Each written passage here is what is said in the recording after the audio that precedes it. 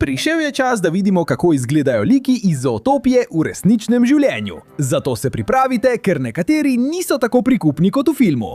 Začnimo z glavnimi junaki. Judy Hopps. Judy je najbolj simpatična policistka v vsej Zootopiji, vendar je kljub temu, da je precej majhna, zelo spretna in hitra. In to zato, ker temelji predvsem na dveh vrstah zajcev. Najprej imamo evropskega zajca, ki je precej hiter in spreten.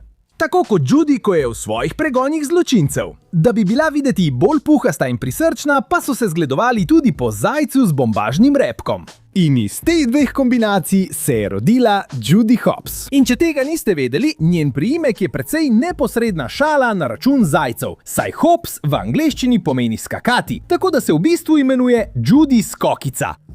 In seveda moramo govoriti o Nicku Wildu. Vemo, da je eden najbolj prebrisanih in osamljenih likov v Zootopiji. In to, prijatelji moji, niso le naključne značilnosti. Slepi lisjak ima enake značilnosti kot njegova vrsta v resničnem življenju.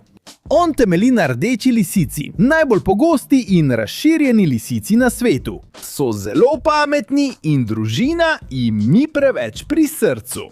Ne pusti se udomačiti in odtot tudi njegov priimek Wild, ker bi ga v angleščini lahko razumeli kot divji, ne glede na vse.